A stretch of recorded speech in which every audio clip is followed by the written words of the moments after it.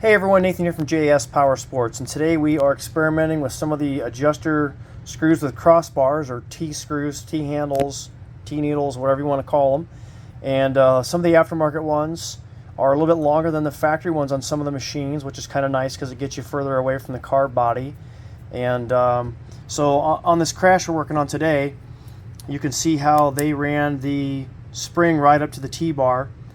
And so as the spring goes, as you adjust this around, you can actually hear it kind of tick once it drops past that edge of the spring. Now on the aftermarket one, it'll be nice and smooth because of this raised section right here, which will be kind of nice.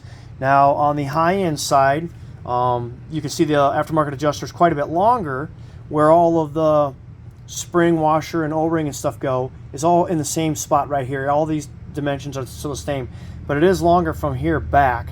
Once again, the spring rests on the T-bar here. It's going to rest on this raised section on this one, which will be a lot smoother when adjusting. Now, the only thing is, this is a lot narrow. I think this was like 12 millimeter wide, and this is like 19 or something. So you could press these out very carefully in a vise with probably a small socket.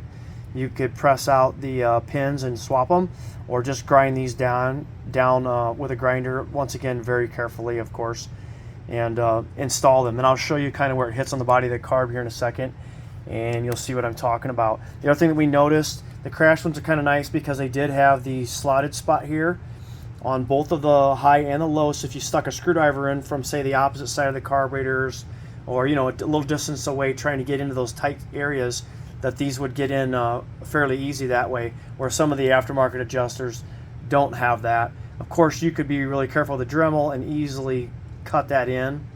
It wouldn't be that hard to do. So let's have a look at it on the carburetor here. So the low speed will go in like normal right there and be easily adjustable, and the high screw is going to go in, and it's going to be nice because it's longer, like we talked about, but at a certain point before you trim these, it's going to come and hit that carb body right here. That's what we were talking about. That's why these that roll pin is going to have to be either pressed out and switched or ground down. But it'll be nice once they're done. So if you need a set of them, look us up on the website, jspowersports.com, and then click on Watercraft, and then click on the fuel and intake section, and the needles will be there, a couple different styles. And if you find value in our videos, please hit like and subscribe.